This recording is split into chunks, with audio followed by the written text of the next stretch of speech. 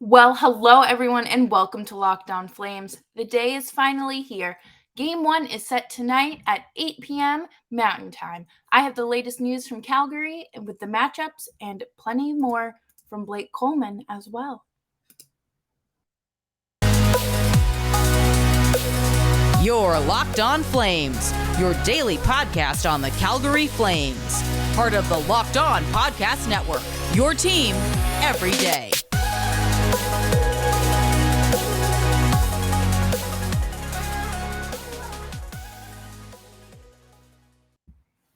Hello everyone, I'm your host Jess Belmosto, and today we are finally talking about Game 1 of the postseason.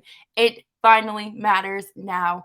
And if you are interested in following along with daily Calgary Flames coverage, I have you covered here at Locked On Flames, wherever you get your podcasts. Spotify, Apple, Odyssey, Audible, you name it. And we're also free 99 on YouTube. Can't complain about much there. Am I right? Tonight is the night. It is the first step into greatness, and we are finally at the postseason. I think that not that the regular season games didn't matter. Obviously, they do for seeding and whatnot, but this is finally where we get to see if the Flames are legit or not. And let's take a look at the lineups and some latest transactions so we can have a better picture of the series going forward. To start, I woke up and saw people confused about why the Flames would recall Adam Warner, who is one of the goalies in Stockton, and everyone's like, "Oh my God, is Markstrom hurt? Is Vladar hurt? What's going on?" It is not uncommon for teams to carry 3 goaltenders during the postseason. It is in fact very common. He'll be hanging out up in the press box. No big deal. Don't read into it. It literally means nothing. But it's just normal. So now back to regular scheduled programming. I think that we can all take a look at the lines here and pretty much assume that we know what the top line is. And then Mangiapane, Backlund, and Toffoli will be your second line, with Dubé, Yarncrook, and Coleman following up. And then your bottom your fourth line is Lucic, Lewis, and Ritchie. I am not being held hostage when I say this, but I like Brett Ritchie in the lineup. I think I can't believe I just said that out loud. If you've been here for a while, you know how I've kind of felt about Brett Ritchie, and you know that I don't think that he adds much to a regular season roster. But it's times like this when teams who have those big dudes like Pat Maroon and Brett Ritchie are going to use them to their advantage. I think that he is obviously going to go out there and eat some fourth line minutes. He's going to throw his body around. It's very different from someone, say, like Toffoli throwing his body around and finishing big hits with players. We saw it last night if you watched the Tampa Bay and Toronto game, there was a lot of physicality, and there were players that, potentially went a little too far. Kyle Clifford, I'm looking at you. You went way too far. It was not just borderline violence, it was violence. And, if someone does that to one of your players, knock on wood, that it doesn't happen, but you need to have someone out there who will follow through. And I hate the idea of an enforcer in retaliation, but when it comes to that, you have to look at it. You have to, protect your players. And I think that this series could be very physical. I think that Dallas is a team that has been inconsistent this season. They have been very, very hungry, but not fully motivated to win. Or their energy hasn't entirely been there. So I think that going into this, they're gonna want to throw their bodies around. They're gonna want to, get under their skin. And we're gonna talk about it more, about how undisciplined hockey costs you games. And that is exactly what cost them games back in 2020 when this team met in the bubble. And they're not the same teams by any means. There are 2 years older and different players, different coaches, different systems. But this team has, the Flames rather, are good with consistency. They have been consistent all season long. They have been one of the best teams in the league, and the chemistry that they have is special. So the one thing that the Stars don't have to their advantage is that consistency. Players have been in and out of the lineup all season due to injuries or COVID and all that. So the Flames have gotten very lucky. So having the ability to go out there tonight and just play solid 60 minutes of hockey with as few mistakes as possible. Remember the fundamentals. Remember to not let your emotions get the best of you. I would say that the Flames can win one tonight. I think that this is something that they've been looking forward to. Obviously, it took Dallas 81 games to get to the playoffs, so they're probably a little bit more tired than the Flames are. But I would say this team is definitely both teams are definitely going to have their work cut out for them, but I think more so Dallas will, going up against these competitors. But coming up next, we are going to talk about some of that veteran leadership from players and from some of the new players on the team as well.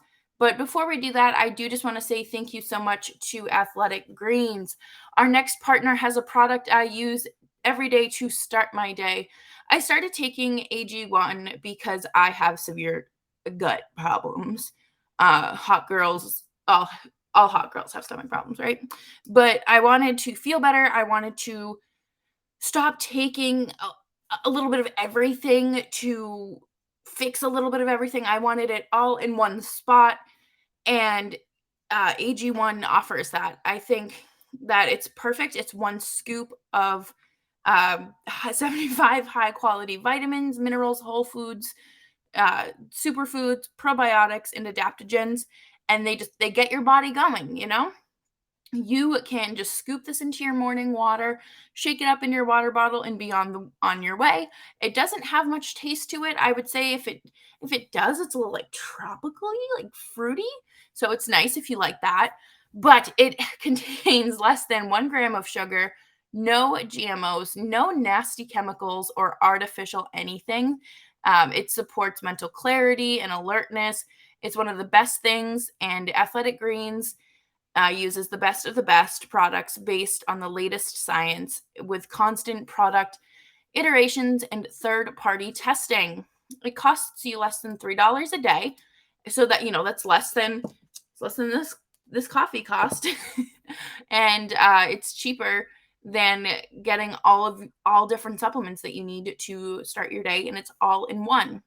To make it easy, Athletic Greens is going to give you a free 1-year supply of immune-supporting vitamin D and 5 free travel packs with your first purchase. All you have to do is visit athleticgreens.com/NHL Network. Again, that's athleticgreens.com/NHL Network to take ownership over your health and pick up the ultimate daily nutritional insurance. Thank you so much for tuning in to Locked On Flames. I appreciate you, and I'm so glad I finally get to talk playoff hockey with y'all again. My first season covering this team, we were in the bubble, playing the Stars, and now here we are 2 years later. So we have all come a very long way in those last 2 years. Am I right?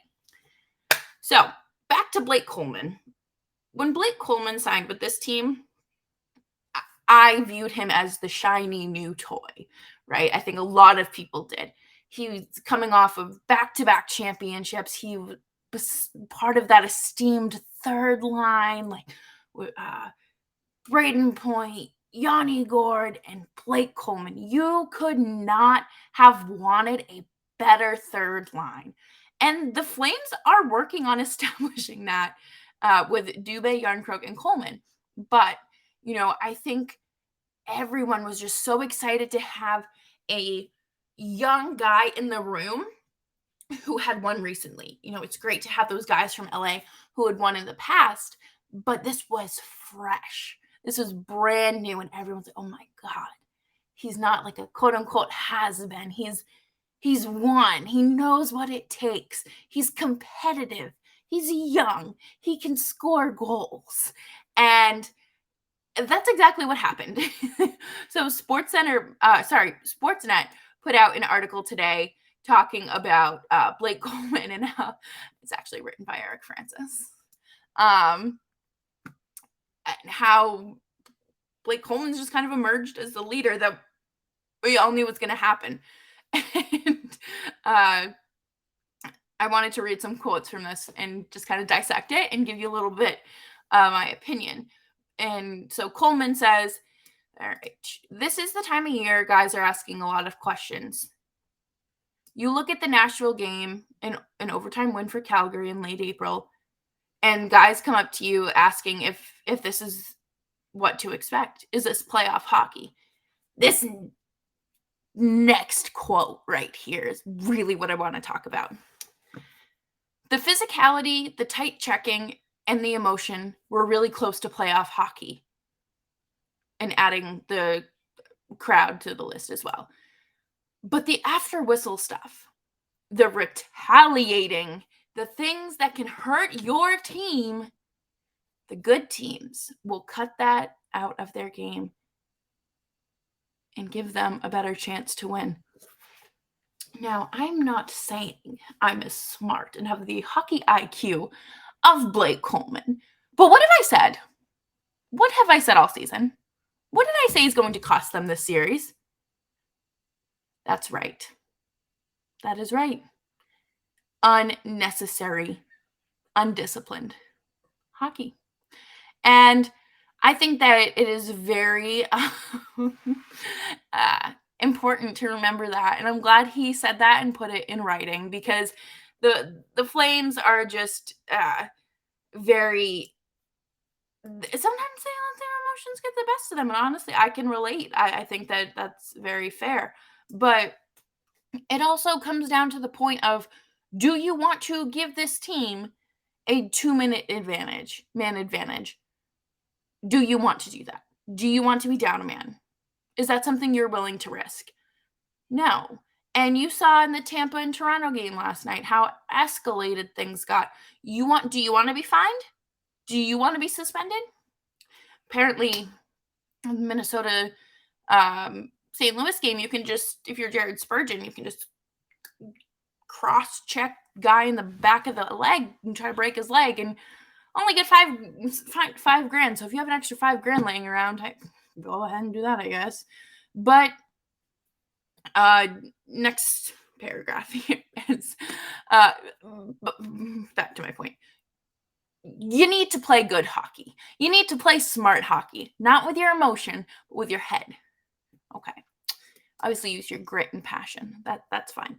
But head coach Daryl Sutter has hammered that point home endlessly, which has done plenty to reset his players and prepare them nightly. The coach who turned the franchise over... The coach who turned the franchise around over 14 months ago by adding beef, structure, accountability, and hope was key to bringing the cup winners... Bringing in cup winners like Coleman, Trevor Lewis, Tyler Toffoli, who have been busy sharing their wisdom with a group that includes past champion Milan Lucic. I like that he said beef. Just big beefy dudes. But yeah, I think that this group does have a good mix of leadership. I think that there's plenty of voices in that room, and they're all respected.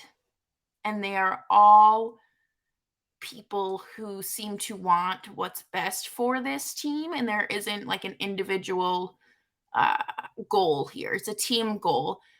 And while there's that veteran presence, there's players who have not seen a lick of playoff success, or there's just really young guys who haven't been in the playoffs.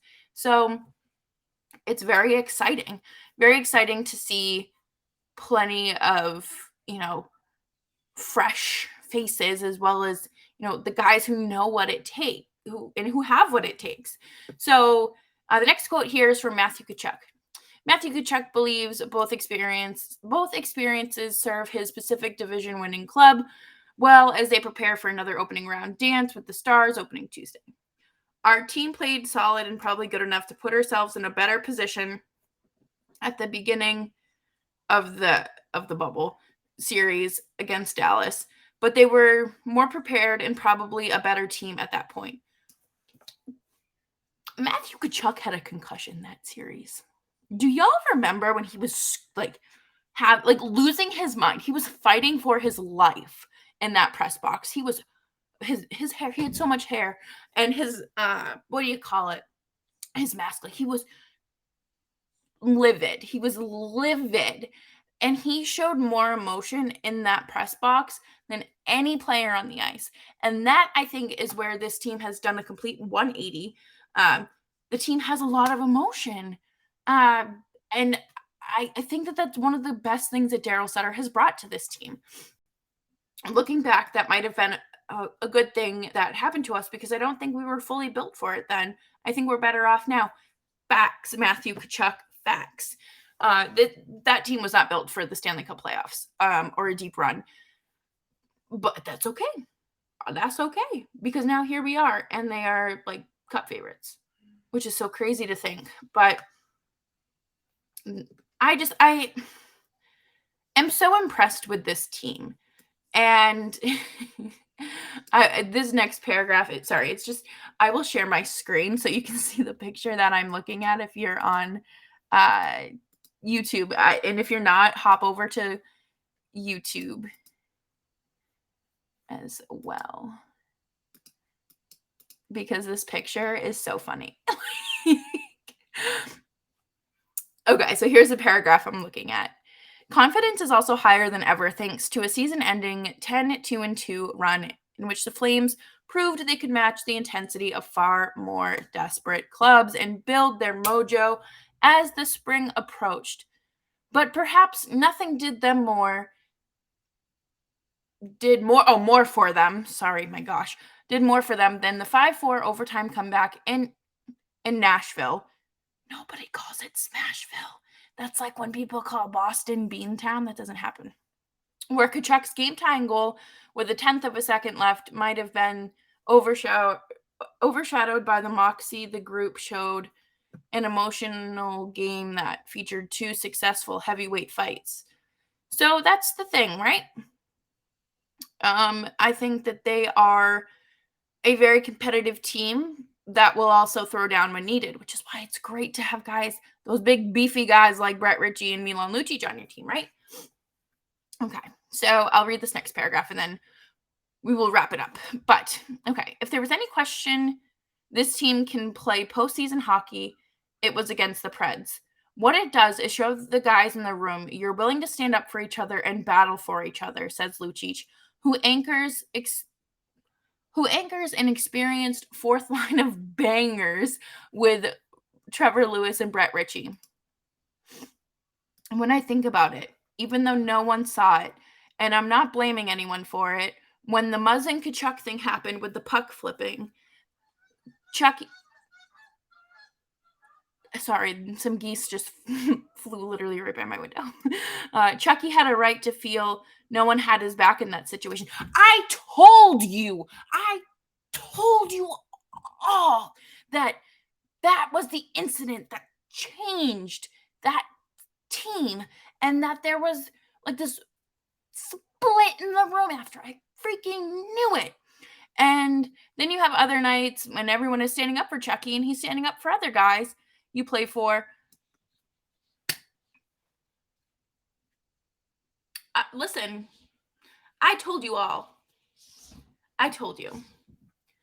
But, yeah, so I think the main point of going over this article was to show you the progress of this team and the maturity compared to last season, and how far they have come. And even Lucic owning that little piece about no one going to fight and like stand up for Tkachuk. Like Tkachuk was on his own.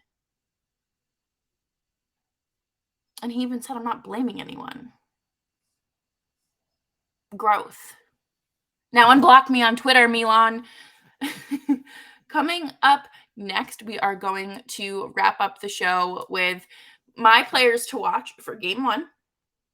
This is just game one, not the series. But I wanted to take a second and, of course, say a thank you to BetOnline. BetOnline.net is your number one source for all of your betting stats and sports information. Find all of the latest sports developments, league reviews, and news, including this year's basketball playoffs, Major League Baseball, NHL playoffs, and this weekend's run to the Roses as the Kentucky Derby is back. BetOnline is your continued source for all of your sporting wagering information, from live betting to playoffs, esports, and more. Head to the website today or use your mobile device to learn more about the trends and actions of BetOnline, where the game starts. I absolutely love playoff hockey. It brings out like the worst and most insufferable form of myself. So make sure you're following me on Twitter at Jess Belmosto so we can all bask in this glory of insufferableness. Back to my players to watch. I make myself laugh, and that's the fun part of recording alone. But the Flames, this team that we're watching, have some guys who have never been here before or never really tasted success, postseason success, and then there's other guys who,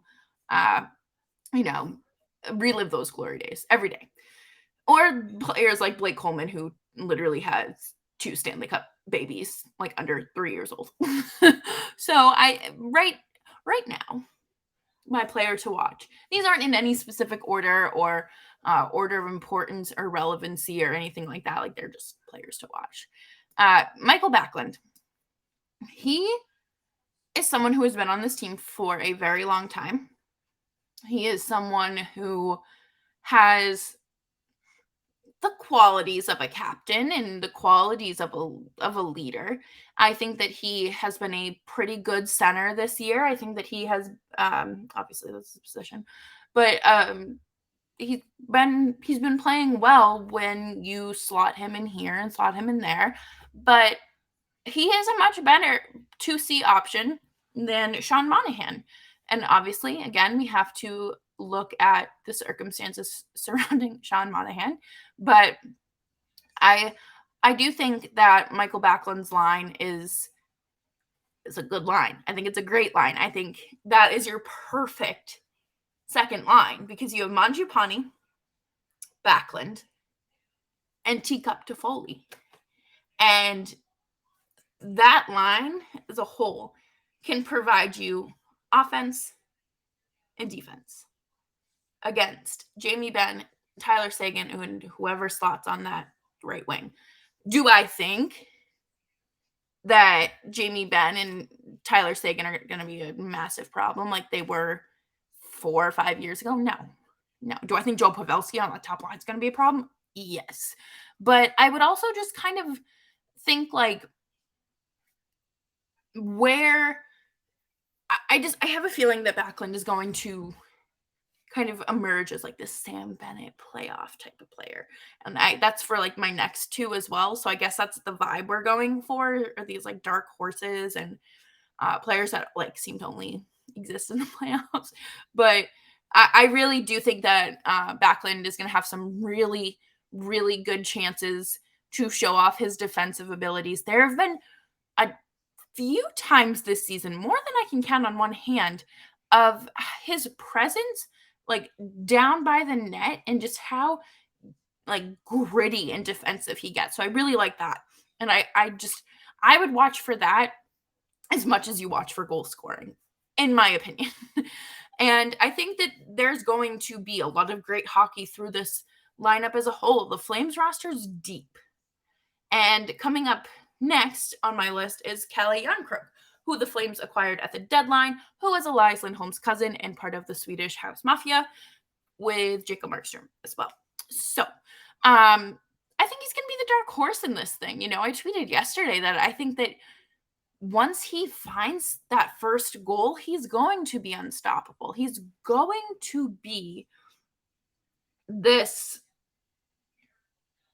player that everyone's like, oh, now I know why we traded for him. Duh, it makes sense.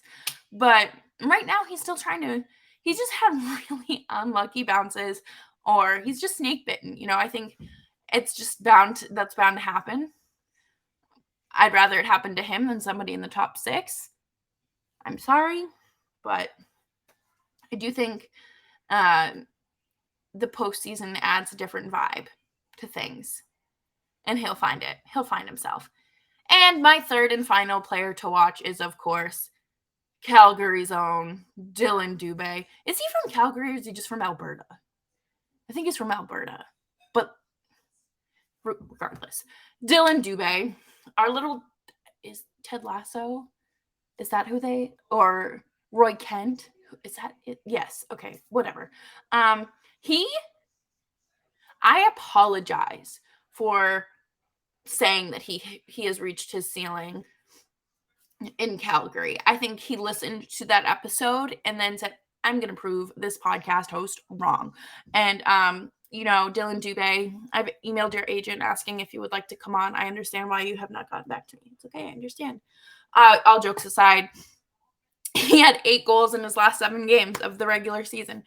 He got hot at the right time. And I know that we're going to look for that to carry over. So I think he should be everyone's main player to watch outside of your top line.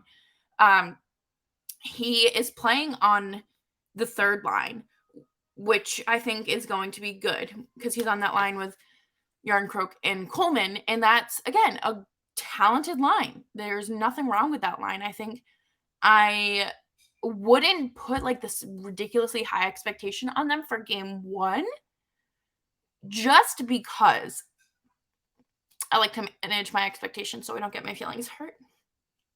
But, I think Dylan Dubé is going to have a really amazing postseason, and I just really like him. I think that he's a good player for this team, and I deeply apologize for doubting the second wave of Dubé. So thank you all so much for listening to today's episode of Locked On Flames.